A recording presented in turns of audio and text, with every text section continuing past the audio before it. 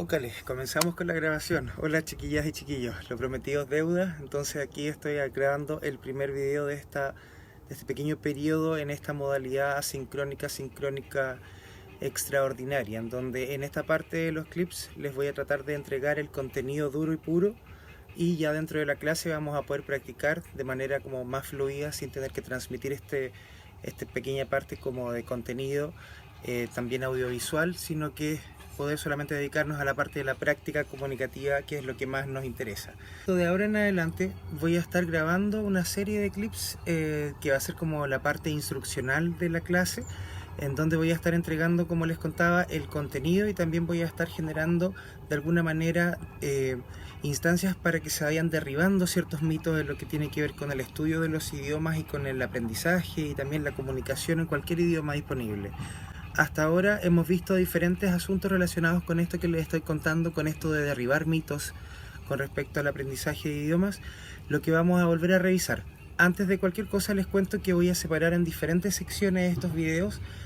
Normalmente voy a estar enfocándome en asuntos de funcionalidad, asuntos de estructura y también en asuntos de pronunciación, gramática y lectura. Pero todo eso va a ser globalizado desde el punto de vista comunicativo funcional, como es lo que plantea el programa en el que estamos. Entonces vamos, comencemos. Antes de cualquier otra cosa les invito a revisar el WILF y el WOLT. WILF, what I'm looking for. ¿Qué estamos esperando? ¿Qué buscamos con aprender todo esto que estamos aprendiendo?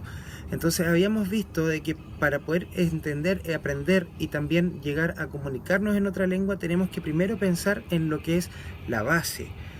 Derribamos por lo tanto el primer mito, y este primer mito decía: profe, tengo mala base. Y yo les contaba de que la base en casi todas las lenguas, bueno, en todas las lenguas en realidad, es el sujeto, verbo, predicado, y que en la parte afirmativa, interrogativa y también negativa pudiese ir variando con la inclusión de ciertos elementos como son los auxiliares. Se da mucho en inglés, más que en español quizás, nosotros tenemos otras herramientas, pero la estructura del sujeto, verbo y predicado está ahí presente en todas las lenguas. O sea, siempre una entidad va a hacer una acción que va a ejercer su influencia en algún objeto o alguna otra persona, con las complejidades que podamos ir ahí agregando de acuerdo tanto a la temporalidad como a las características de los elementos participantes dentro de esta comunicación. Entonces, esto del sujeto, verbo, predicado también se extrapola al inglés. Vimos también de que esta extrapolación se va a dar en presente y en pasado. Entonces, sujeto, verbo, predicado va a estar en presente, en pasado o en futuro. Y para la parte de la negación e interrogación en presente y en pasado vamos a tener la imagen de los auxiliares, el auxiliar do en particular, que se desmembra en das para la tercera persona del presente, para negar y para preguntar, y en did en pasado. Por lo tanto, lo que nos queda y lo que hemos estado viendo es que para poder manifestar ciertas situaciones comunicativas vamos a necesitar el uso de vocabulario referente a personas que ejerzan acciones, vocabulario referente a entidades que reciban la acción, o sea, vocabulario de las cosas y sus características, y también vamos a tener que tener vocabulario con respecto a la temporalidad en donde se dan estas situaciones. En ello tenemos los adverbios de frecuencia, por ejemplo, frecuentemente, a veces, etc. Pero por sobre todo tenemos los verbos. Y como les contaba, para la negación y para la interrogación en inglés vamos a usar el auxiliar do, que ya hemos revisado bastante, y solamente vamos a conjugar los verbos en las afirmaciones. Insisto, en la parte de interrogación y negación vamos a usar auxiliares y los verbos no van a tener cambios. En cambio, en la afirmación, tanto en presente como en pasado, los verbos van a tener conjugaciones. Cuando hablemos de que él, ella, ella y eso ejercen alguna acción, me explico, o sea, he, she, and it, le vamos a poner una S. También tenemos otros dos tipos de verbos que son verbos súper irregulares, que son el verbo to be.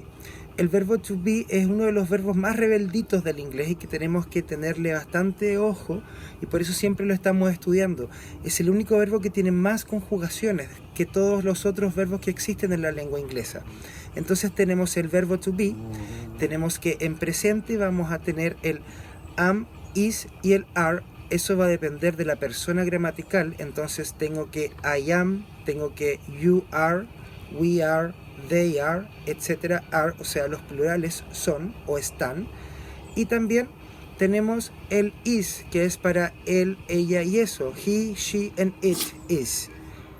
Y esa va a ser la conjugación que tenemos en presente. A la hora de preguntar y negar con el verbo to be, no vamos a tener ningún tipo de complicación de agregar auxiliares, sino que más bien vamos a tener que cambiar el ordenamiento de las palabras. Por lo tanto, como vemos, el verbo to be es especial en cuanto no necesita auxiliares y tampoco necesita auxiliares, y también tiene una gran cantidad de conjugaciones. En su pasado también tiene dos formas, la forma singular y la forma plural. Por un lado tenemos la forma singular, que es el was, y tenemos la forma plural, que es el were. I was, she was, he was, it was. We were, they were, you were, etc. ¿Se entiende? Por lo tanto, por eso decimos de que el verbo to be es el verbo más irregular. También tenemos el verbo can, que como vemos acá en la proyección, no va a cambiar con ninguna persona gramatical y tampoco va a usar auxiliares, sino que va a ser el juego en el ordenamiento dentro de la oración para poder producir la instancia comunicativa. O sea, can I help you? I can help you. O I can't help you. ¿Se fijan? Entonces no va a variar en realidad el verbo en sí mismo. En el caso de todo el resto de los verbos, van a seguir esta regularidad en donde en la tercera persona, en el presente, vamos a ponerle una S. She likes, she studies, she swims, she projects, she empowers, etc. En el caso del pasado, esto de la regularidad se va a tornar bastante interesante. Recordemos por otra parte, y antes de continuar con todo lo que tiene que ver con el pasado, recordemos que también esta estructura base que les estoy presentando es la estructura del presente en general, y el presente sirve para hablar de situaciones habituales, situaciones rutinarias, situaciones que ocurren efectivamente con una regularidad en el tiempo, son repetitivas. También sirve para hablar de situaciones que son reales en algún momento presente, como un estado mental. En ese sentido también observamos de que existen enunciados que van a estar normalmente en presente, aunque también con muchas variables, pero que van a tender a estar en presente y que son los enunciados que nos ayudan a dar opiniones. Vimos que las opiniones con el uso del presente puede ser bastante interesante en el uso porque puede ser bastante creativo, pero también nos damos cuenta de que a la hora de producir opiniones elaboradas, por ejemplo, alguna crítica con respecto a un libro, por ejemplo, o con algún nuevo lanzamiento en el cine, por dar un ejemplo, o también para hacer o escribir una columna de opinión, nos damos cuenta de que no vamos a necesitar solamente el uso de los tiempos en presente. Entonces la temporalidad del verbo es la que tenemos que aquí estudiar. ¿Qué es lo que vamos a necesitar? A veces también vamos a necesitar narrar. Por lo tanto, vamos a necesitar conocer cuáles son los tiempos del pasado, los tiempos verbales que existen en el pasado. Existen pasados bien antiguos dentro de su función, hay pasados que no son tan antiguos, hay asuntos que comenzaron en pasado que todavía son realidades. Nos vamos a enfocar primeramente en cuál es la forma que toma este pasado, el pasado más simple, el pasado de las cosas que ocurrieron una vez solamente en inglés. Es uno de los tiempos verbales que tenemos a la hora de hablar en pasado. Constituye la forma más simple de lo que son las oraciones narrativas. Este pasado simple va a tener la misma salvedad que el presente. Vamos a conjugar solamente cuando estemos afirmando. Cuando no afirmemos vamos a tomar el verbo y no le vamos a hacer nada, lo vamos a dejar en su forma simple, en su forma base, como se llama, y vamos a poner un did para la pregunta y vamos a dejar el verbo tal cual y vamos a poner un not después del did para poder negar. O sea, nuevamente vamos a usar el auxiliar did. Insisto en esto, solo cuando afirmemos, cuando digamos de que algo efectivamente ocurrió, vamos a conjugar. En el caso de las conjugaciones, hemos visto ya que tenemos dos tipos de conjugaciones. La primera conjugación es la conjugación que es como de buenas a primeras o aparentemente más simple, que es la conjugación regular. Recordemos que hay dos tipos de conjugaciones, la conjugación regular y la conjugación irregular en el pasado sobre todo.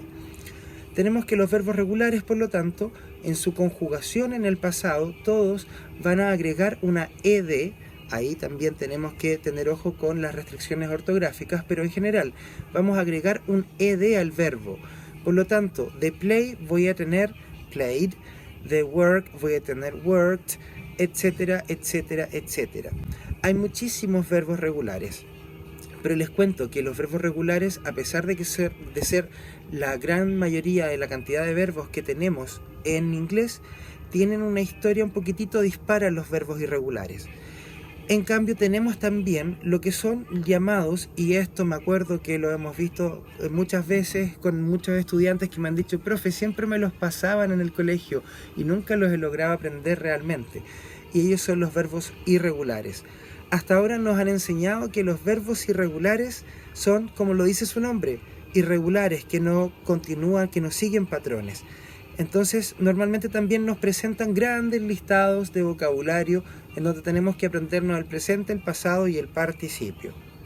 Hoy les quiero invitar entonces, dentro de esta clase, habiendo ya comentado de qué es lo que estamos esperando al estudiar todo esto, les quiero invitar a indagar sobre cuáles son las conjugaciones o cuáles son las herramientas que nosotros tenemos para, primero, aprender de la manera correcta de la conjugación de los verbos irregulares en el pasado, y también tener mayores herramientas para su uso, para poner esto en práctica. Antes de continuar, vamos a tomar una pequeña pausa y me voy a cambiar de locación. Les voy a enviar esta primera parte del video y luego ya entonces voy a subir la segunda parte del video. Vamos a cambiar un poquitito la locación, les voy a invitar a otra parte de acá del campo. ¿Les parece? Nos vemos prontamente entonces.